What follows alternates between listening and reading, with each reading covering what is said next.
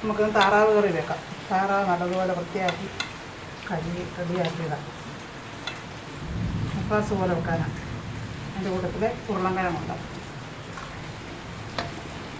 ഉരുളൻകിഴങ്ങ്, ഇത് വെളുത്തുള്ളി, ഇഞ്ചി, കറിവേപ്പില, പച്ചമുളക് കൂടെ ചതച്ചതാണ്.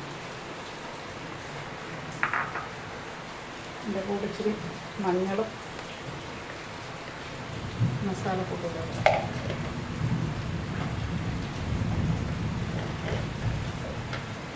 മസാല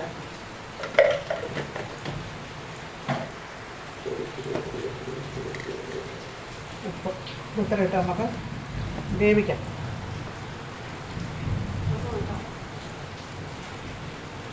ഇത്രയും വെള്ളം കൂടെ ഒഴിച്ച് കൊടുക്കണം. നമുക്ക് വേവിച്ചിട്ട് അത് നമ്മൾ വേവിക്കാൻ വെച്ച് നമുക്ക് ഉള്ളി വഴറ്റാം. കൊച്ചുള്ളി ഉണ്ട്, സവാളയുണ്ട്. കൊച്ചുള്ളി ഇടുമ്പോൾ നല്ല രുചിയാണ്. നമ്മളതിൻ്റെ കൂട്ടത്തിൽ അരപ്പ് ചേർക്കണം. ഇച്ചിരി മല്ലിപ്പൊടി, ഇച്ചിരി മസാലപ്പൊടി കൊടുക്കും.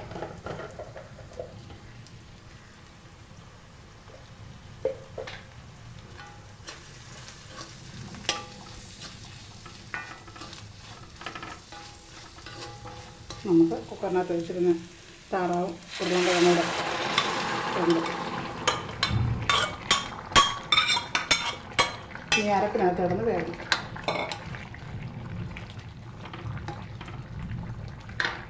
നമുക്ക് രണ്ടാം പാൽ ഉപയോഗിച്ച് കൊടുക്കാം. തിളച്ച് വേവാറായി കഴിയുമ്പോൾ അരപ്പെല്ലാം നമ്മൾ പിടിച്ച് പറ്റി കഴിയുമ്പോൾ ഒന്നാം പാൽ ഒഴിച്ചാൽ മതി. തേങ്ങാപ്പാൽ കൊണ്ട് നമ്മളിതിനകത്തോട്ട് നല്ലപോലെ 2 വട്ടം ഒന്ന് കറക്കിയാൽ മതി. നല്ലപോലെ തേങ്ങാപ്പാൽ നല്ലപോലെ പിഴിഞ്ഞെടുക്കാം. തേങ്ങാപ്പാൽ ഒഴിക്കാം. തേങ്ങാപ്പാൽ ഒഴിച്ച് കഴിഞ്ഞ് ചെറുതായിട്ടൊന്ന് തിളച്ചാൽ മതി.